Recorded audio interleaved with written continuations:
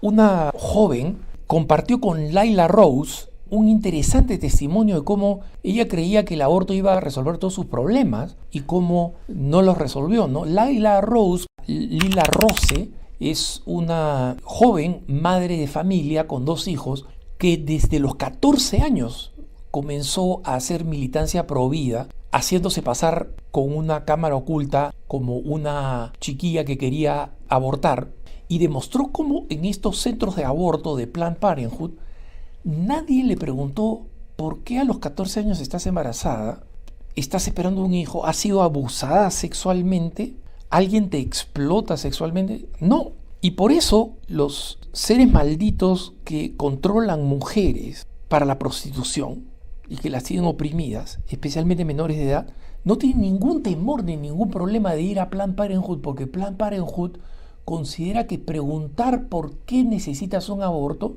es algo impropio, es violar la privacidad de la persona. Y Layla Rose, que es la fundadora y la directora de una organización que se llama Live Action, ¿no? liveaction.org, quienes quieren visitar su sitio, que está repleto de estos testimonios sumamente interesantes, cuentan cómo una joven, Estefanía, tenía 15 años, estaba en medio de una crisis familiar, sus papás estaban peleando, los papás eran cristianos, no católicos, ¿no? Pero eran cristianos. Layla Rose es católica, eran cristianos y eran profundamente pro vida, ¿no? Y siempre la habían llevado a las marchas a favor de la vida, y ella desde que era chiquitita le gustaba sostener, a Estefanía le gustaba sostener los carteles que decían defiende la vida, gracias a mis papás que me salvaron, todas estas cosas. Entonces ella siempre se crió con esa mentalidad: yo soy pro vida, yo voy a ser pro vida. Pero en medio de estas tensiones en la familia, el papá y la mamá a punto de separarse, efectivamente después se terminarían separando, ella a los 15 años queda embarazada. Pero resulta que todo su entorno, toda su familia, no solamente papá y mamá, sino sus abuelos, la iglesia evangélica a la que iba, todas estas organizaciones estaban muy marcadas por esta cultura pro vida. Entonces decía: yo no puedo salir embarazada y mostrar que yo no me he mantenido virgen hasta el matrimonio. Entonces voy a quedar mal. Mi hijo va a ser un motivo de vergüenza constante. Entonces la solución es: tengo que evitar toda esta vergüenza, y en medio de toda esta vergüenza tengo que ir y abortar. Y por supuesto tengo que abortar de la manera más sigilosa posible, porque si es que salir embarazada es feo, abortar va a ser peor. Entonces nadie se puede enterar. Le pedí a una amiga que me acompañara a Planned Parenthood, y en Planned Parenthood me dijeron: mira, esta es la mejor decisión que puedes tomar, y tú no quieres que este embarazo cambie la dirección de tu vida para siempre, porque va a cambiar radicalmente. No vas a poder seguir estudiando, nada. Y los papás de esta amiga eran miembros de una iglesia que se llama la Iglesia Unitaria. Es una iglesia extremadamente liberal, que básicamente todas las religiones son válidas, supuestamente cristiana, pero más New Age que cualquier otra cosa. Tenía entre uno de los feligreses, entre comillas, de esta iglesia unitaria, al director de la oficina de Planned Parenthood en su pueblo. Y esta directora en realidad le dijo: mira, porque tenemos esta relación familiar, tú eres amiga de mis amigos, te voy a ayudar con tu dilema. Y Estefanía dice: ella, la directora, sabía 2 cosas. Primero, que yo estaba en una situación de extrema vergüenza, que no quería tener un hijo, que no quería especialmente, y que la razón era que estaba avergonzada, que no quería pasar la vergüenza de que mis papás cristianos y que todo mi entorno cristiano se enterara de que yo había tenido sexo fuera del matrimonio, en un clima en que todos habíamos hecho promesas de virginidad, etcétera, ¿no? Y por otro lado, no tenía dinero. Entonces ella me dijo: mira, yo tengo la forma de hacer que todo esto desaparezca, y se llama el aborto. Y Estefanía dice: yo no conocía los centros de crisis de embarazo donde te ayudan, y te ayudan con todo, te ayudan psicológicamente, te ayudan a cómo explicárselo a tus padres.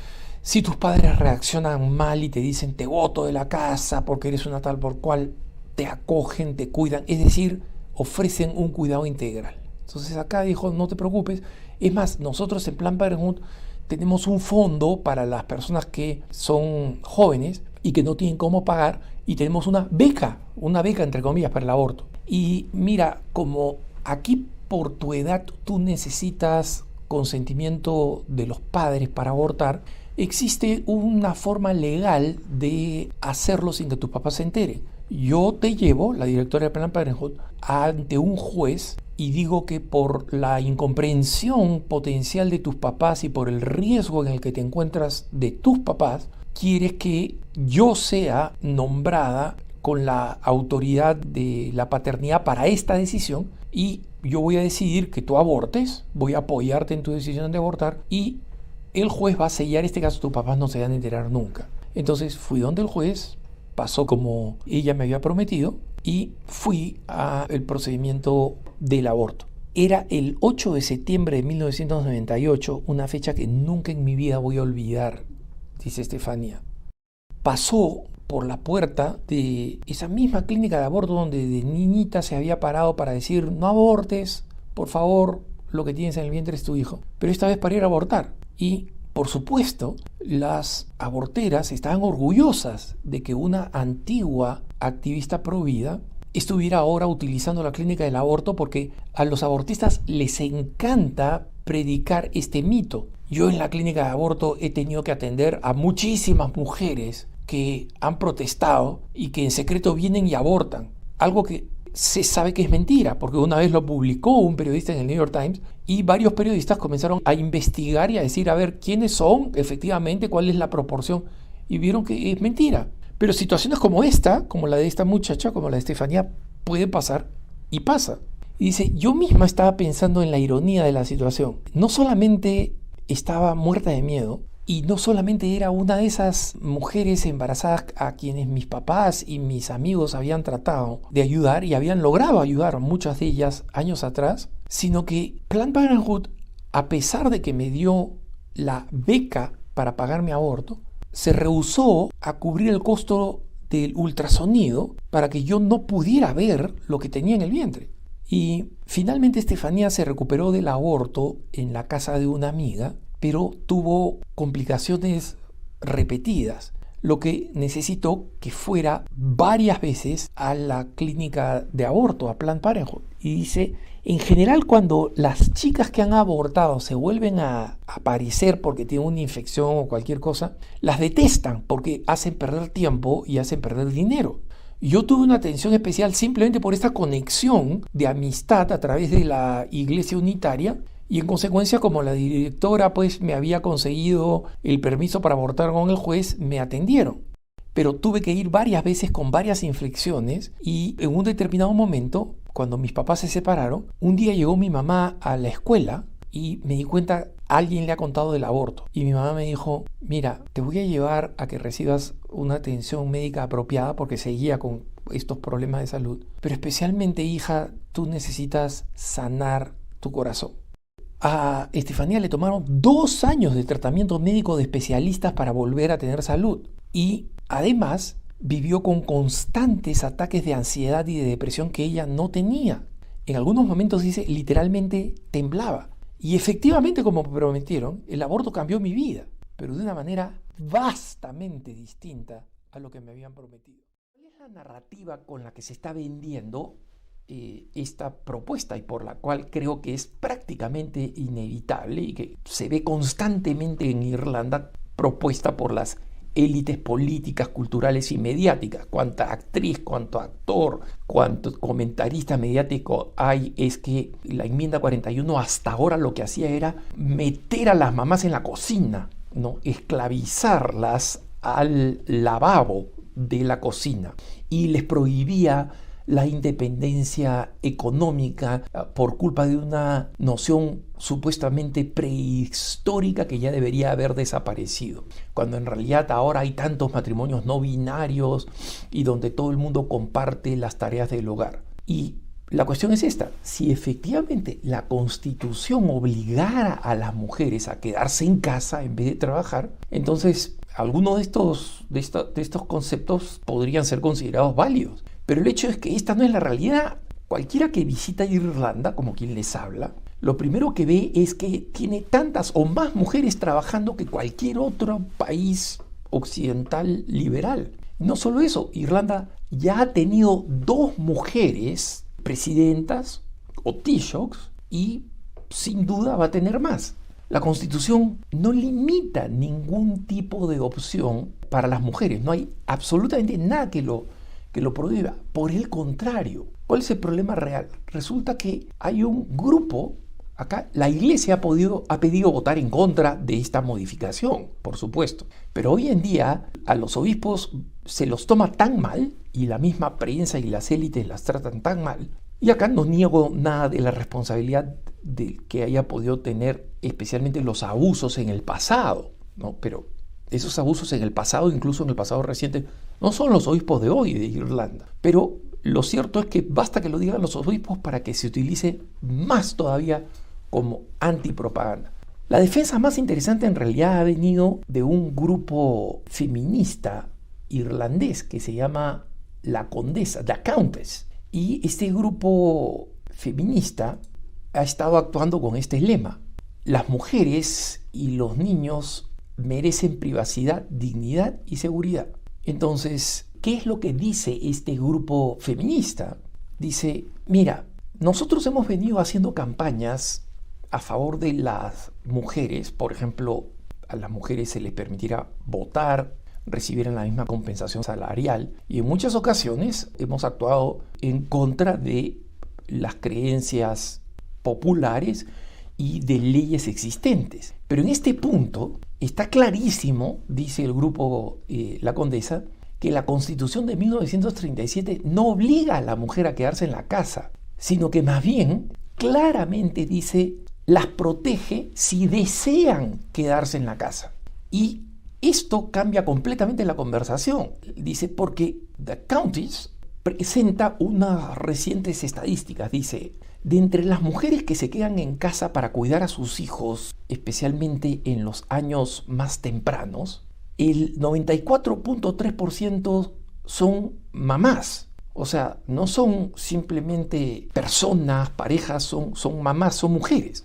Y en consecuencia, nadie puede argumentar en contra de la importancia del vínculo que existe entre mamá y bebé y cómo es importante que este vínculo no se rompa.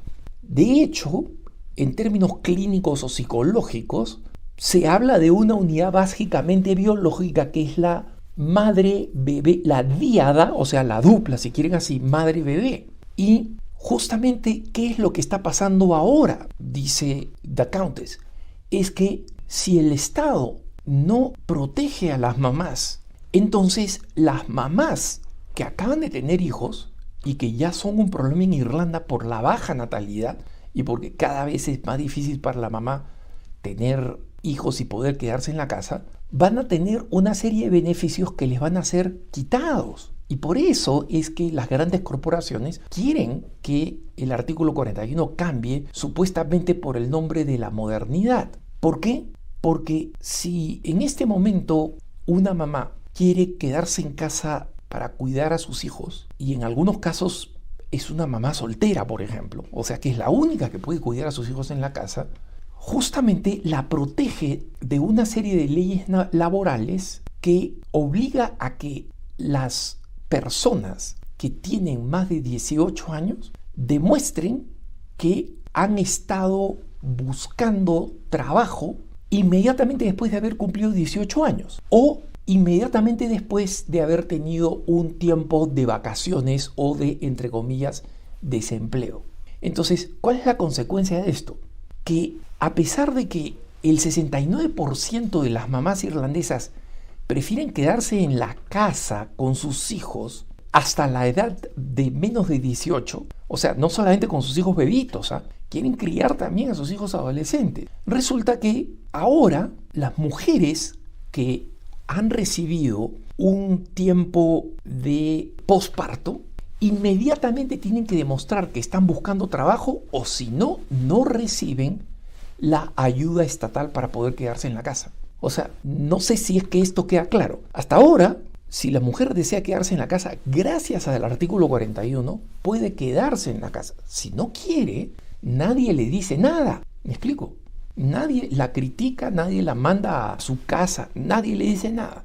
pero no está sometida a las normas laborales que dicen, y que en cierto sentido las normas tienen razón. O sea, si hay una persona de 18 años que ya es adulta, en consecuencia que no es menor de edad, para que la seguridad social irlandesa no aliente a las personas que simplemente no quieren trabajar, tienen que demostrar que están buscando trabajo y que activamente quieren encontrar un trabajo y que lo encuentran. Si es que demuestran que están buscando el trabajo pero no lo encuentran, entonces el Estado considera, muy bien, vamos a seguirlos sosteniendo con la asistencia social. Pero las mamás ya no tenían que preocuparse de eso. Ahora, si cambia el artículo 41, entonces básicamente las mamás van a tener 20 días después de dar a luz para demostrar que están buscando trabajo o tienen que salir a buscar trabajo o van a tener que regresar al trabajo si estaban trabajando o van a tener que presentar excusas extremadamente complicadas para seguir recibiendo ayuda del Estado.